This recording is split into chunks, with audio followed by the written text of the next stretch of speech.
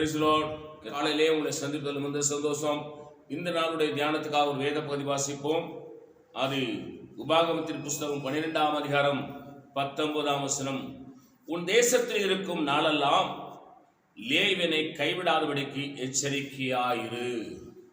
அருமை தேவ பிள்ளைகளே, இங்கே நீ தேசத்துல உயிரோடு இருக்கிற நாள் வரைக்கும் உன் லேவியனை கைவிடாத. உன்னை பாவத்திலிருந்து, சாபத்திலிருந்து, வியாதியிலிருந்து, துன்பத்திலிருந்து உன்னை கர்த்தருடைய வசனத்தை சொல்லி உனக்காக ஜெபம் பண்ணி உனக்காக உபவாசம் இருந்து உனக்காக பிரயாசப்பட்ட லேவியனை, உன்னுடைய ஊழியக்காரனை நீ மறந்துடாத. எவ்வளவு நீ உயர்த்தப்பட்டு எவ்வளவு பெரிய ஆளா இருந்தாலும் சரி, ஆதி அன்பை மறந்து விடாத. ஆரம்ப காலத்துல உன்னை யார் சத்தியத்துக்குள்ள நடத்தினது?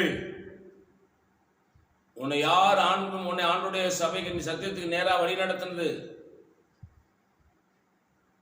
அந்த சபையின் போதகரை மறந்து விடாதே. நீ தேசத்தில் குடியிருக்கிற நாளெல்லாம், நீ உயிரோடு இருக்கிற நாளெல்லாம் லேவியனை கைவிடாதபடிக்கு எச்சரிக்கையாரு.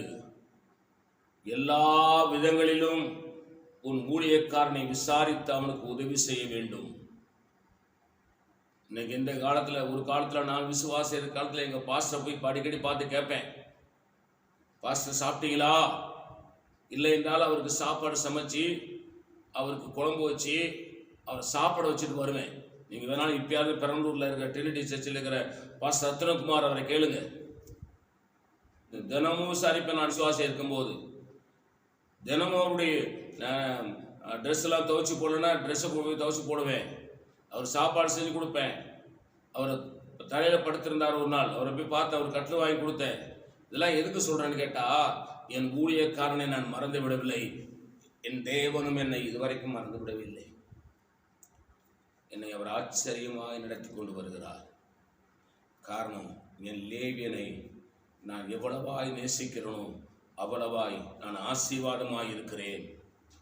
உங்கள் ஊழியக்காரரை மறந்துடாதீங்க. வீட்டுக்கு வர ஊழியக்காரெல்லாம் உங்கள் ஊழியக்காரர்கள் இல்லை. உங்களை ரட்சிப்புகள் இடத்துல உங்களுடைய சபை போதகரதை மறந்துடாதீங்க.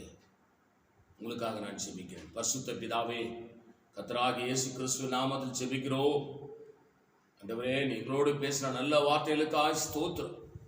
இயேசு நாமத்தில் வேண்டிக் கொள்கிறோம் நல்ல பிதாவே, ஆமென். God bless you. கர்த்தர் உங்களை ஆசீர்வதிப்பாராக.